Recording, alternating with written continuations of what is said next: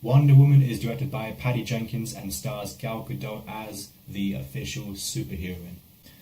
So Diana plays the superheroine who is brought up as an Amazon princess in an island occupied by only female warriors. But when a pilot crashes, played by Chris Pine, Diana learns that the war is engulfing the planet, and so she must fight to restore peace.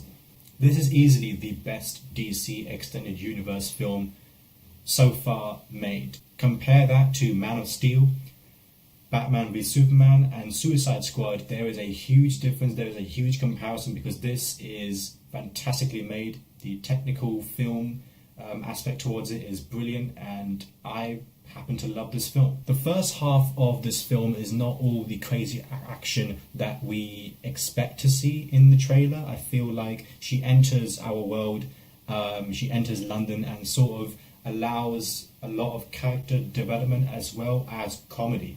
I've got to say one thing about the comedy: it is really put right in this film. I feel like they really use the comedy in a really right sort of way. The writing is really good. Some people might sort of argue perhaps, but I feel like it really works in this film. It's a lighter mood compared to a film like Batman. In terms of comedy, Chris Pine was brilliant in this film. He was so great, and he's so underrated.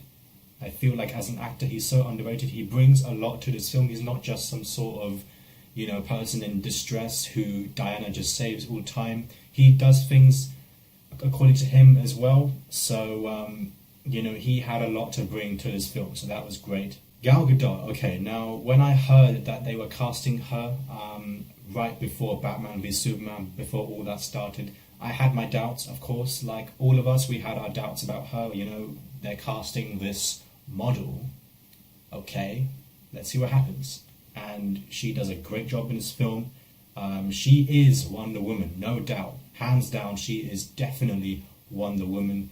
I thought she was great, and she nails this character. She was so good. Especially in terms of the filmmaking aspect, the cinematography is stellar. It's spectacular. I feel like the Amazon world is brilliantly made. It's beautiful in terms of the CGI. I must say the use of color in this film, the color scheme, is just so nice to see. It is just so refreshing, it's not just some dull saturated colors, black and white or whatever. This is just a lot of colors. Like right now there's orange and blue and brown and just wow. Alright, we're going to get into the action scenes now, especially the No Man's Land. This was just full of goosebumps, in my opinion. I did not expect it to have as much emotion. It's just as cool as you want it to be. Like you saw in the trailer, and you thought it was cool, just wait till you see it in the film. I'm sure most of you guys have seen the film, but this scene just stole the entire show. I thought it was fantastic. I feel like right after the scene, things get really intense, things get really serious, and that's when things really pick up. What I love about this film is the amount of emotion put into it. It's very easy for a film, especially for a superhero film, to just have 2 hours of just action, and no character whatsoever. I've seen films like that, and it did not work. I did not care about them. The amount of emotion put into it, I was very pleased and I was very surprised. I was very happy with that choice, because I want to care about the characters. I want to care about the drive and the motivations behind what they're trying to do. And it really worked. Along with the crazy, awesome action scenes that we definitely get in this film, Patty Jenkins puts in more importantly, a big element of emotion in this film. You have to care about the characters, and it really, really worked. Because it's not just action. There's more to it than that. There's more elements in this film, and I really enjoyed that. This is a very long film. This is 2 hours and 20 minutes, I think, and I'm quite glad, because it takes its time to set up these characters, to set up the drive and the motivation behind these characters. There are long portions of this film where most of the characters, the main characters, don't do anything. But it's just those small little moments make this film so much better than it expected to be. For example, one of my favourite scenes is the boat scene where Diana and Steve are talking about if it's okay to sleep with the other person if they're not with them. It's so surprising to have comedy and the amount of humour that was put into that scene. It's just the chemistry between these characters is brilliantly done, and it's just small little scenes like that just make it so much better.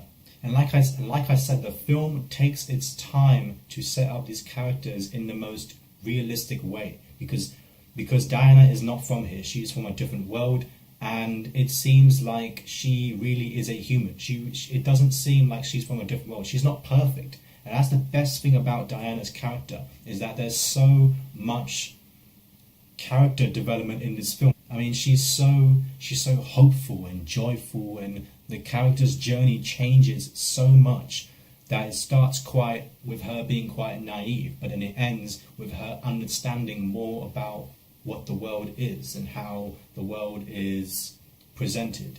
She evolves quite a lot in this film. They don't just portray an unstoppable, awesome, perfect character. It's just more to it than that. She is anything but perfect. She's got so much to learn. There's this one scene where, in terms of improving the chemistry and the characters, Steve shows Diana how to dance, how to slow dance, and it's just little moments like that. Like I've been trying to say, it's just so well put in this film that you care more about these characters. I mean, there are some scenes where I really found the humour in terms of Diana's upbringing and her form and how she was made from clay, and it was just the way that Steve jumps into those scenarios and brings that comedy. It really worked, and I really enjoyed that. And the score, oh my goodness, the score is just so beautiful. Rupert Gregson-Williams, the score is just, the music is so hard to ignore, and it's just so easy to emotionally respond to those scenes, especially the No Man's Land scene, the training montage, the ending, especially the climactic ending. The biggest fear, oh god, the biggest fear when it comes to this film, because I heard so much about this film in terms of politics and the way it was being portrayed in the news, and also politics and all that stuff. A lot of people were portraying this film as the film we need, a new era in film, female empowerment, all that stuff, feminism, and all that stuff was being portrayed in the news. It was being represented as this massive revolution, as this massive revelation, and especially Rotten Tomatoes seem to also approve of that. And thankfully, nothing like that exists in this film, and I was so happy to find that out, because one example I'll say is the No Man's Land scene. Chris Pine's character, Steve, tells Wonder Woman, Diana, that this is no man's land. That means no man can enter or cross those barriers. And it's quite easy for Patty Jenkins to write the script, or whoever wrote the script, to tell Gal Gadot that, hey, I'm not a man, I'm a woman, so I'm just going to go and you can't tell me what to do. It's so easy to say that. It's so easy to say, but it simply is just Wonder Woman saying, it's what I have to do. There is nothing in this film where men are being portrayed as lower or inferior to the women, and how this empowers the women. When I watch films like Spider-Man or Superman or Batman, I don't think about, oh yeah, I feel so amazing because I'm a guy and I'm the best and men are just better. No, I don't feel like that at all, because Superman and Spider-Man and all these superheroes is not just for guys. It's for women too. It's for the females too. And you should think like that the same way when you watch Wonder Woman. Wonder Woman's not just for girls, it's for guys too, because not just girls are going to love this film. Guys are going to love this film as well. And I happen to love this film. Simple as that, guys. I feel like, the media and the news sort of portray this in a very over-exaggerated sort of way.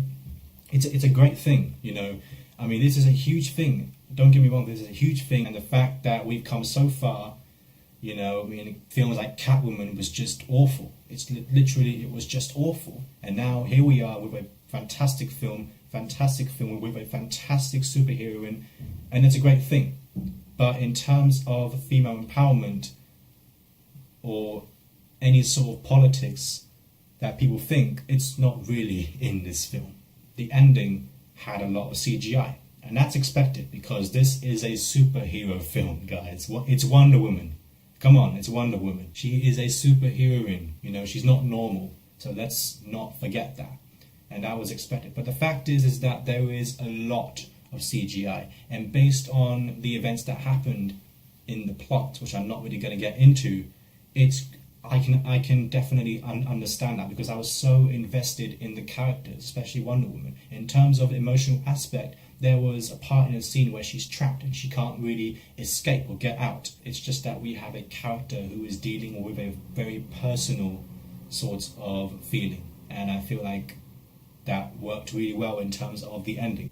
As for flaws, I would say it's a very typical flaw in terms of the recent superhero films that have been coming out lately, and it's just the villains. The villains are so poorly used, they're very underdeveloped, and it's just some villains or a few villains in this film I just didn't really care about, and they were not necessary as I thought they would be. The last 2 times I watched this film, because I watched this film 3 times, and the last 2 times I viewed this film, I did not care about those villains when they came on the screen. You know, it just didn't seem, it just didn't bring anything to the film at all for me. I think the heart and the soul of the film is where Gal Gadot and Chris Pine are. Whenever they are in the film completely shines and it's fantastic. But other than that, just the villain use is a pretty big problem. But other than that, despite that major problem, I enjoyed the hell out of this film. It's well made, it's fantastically made, well directed. The action sequences are stellar. And I'm going to give Wonder Woman a 4.2 out of 5 stars. Thank you for watching. Check this out if you haven't seen it already. It is one of the best films of last year. And thanks for watching, and I'll see you guys very soon. Cool.